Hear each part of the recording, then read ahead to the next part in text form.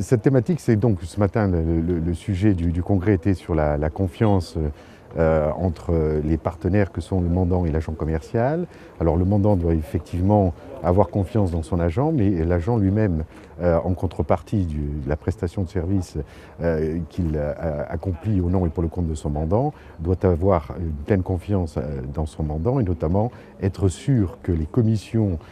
qui lui sont dues lui sont effectivement payées. Et le mandant, c'est souvent prévu dans les contrats,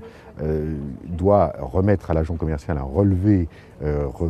récapitulant toutes les commissions dues à l'agent commercial.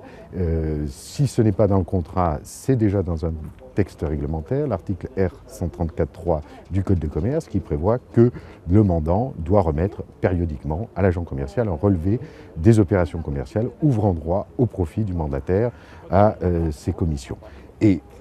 le législateur a tout prévu, et prévu le cas où le mandant n'accomplirait pas totalement ou n'accomplirait que partiellement cette obligation. Et donc, l'alinéa 2 du même texte dit que l'agent commercial a le droit d'exiger du commettant, du mandant, qu'il lui remette toutes les informations du texte, et en particulier un extrait des documents comptables, lui permettant de vérifier la rémunération qui lui est dit. Et ce texte est d'ordre public, c'est-à-dire qu'on ne peut pas y déroger, le mandant ne peut pas s'y opposer. Et donc l'intérêt pour l'agent commercial, c'est effectivement, dès lors qu'il aurait un doute, qu'il n'aurait donc plus confiance, qu'il y aurait une certaine défiance vis-à-vis de son mandant, eh bien de pouvoir exiger de ce mandant qu'il lui permettent de vérifier les commissions qui lui sont dues et partant de voir si effectivement la relation de confiance entre mandant et agent peut être